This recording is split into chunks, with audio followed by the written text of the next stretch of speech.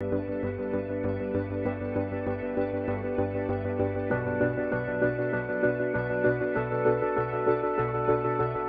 avons appris toutes les sanctions prises à l'égard de notre pays. Et ces sanctions ne sont pas sans conséquences. Et le peuple se pose beaucoup de questions. Qu'allons-nous devenir si nous sommes privés, nous sommes coupés de nos voisins?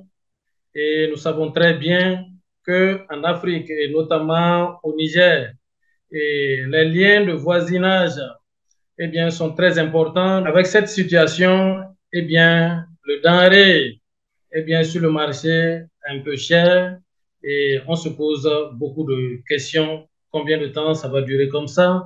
Et si ça dure, qu'est-ce que nous allons devenir? Il y a même beaucoup de menaces qui pèsent sur nous, qu'il y aurait éventuellement des attaques militaires contre voilà, le Niger.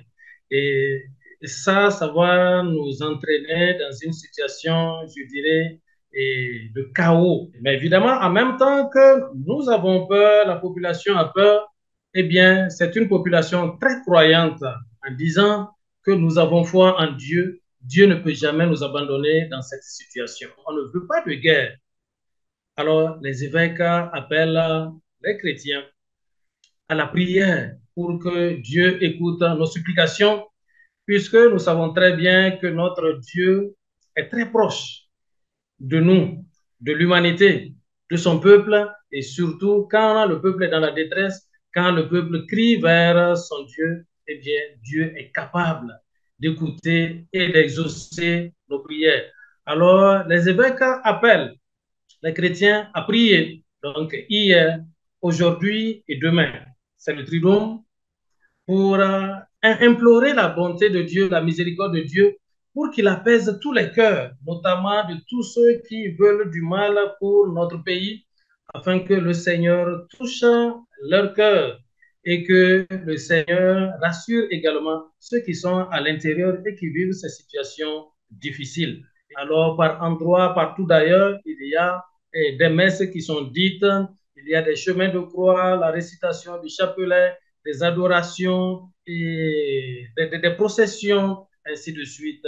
Il y a toutes ces activités qui sont organisées par les fidèles chrétiens. Et le vendredi 18, les évêques demandent à tous les baptisés, à tous les catholiques de pouvoir jeûner et de prier également. Nous profitons également donc de confier cette intention, donc la paix au Niger et dans la sous-région, la paix dans le monde, à Marie, notre mère, qui donc va faire son Assomption, sa montée. Alors pour nous, c'est une manière également de faire monter notre désir, notre humanité, notre peuple avec Marie qui monte au ciel.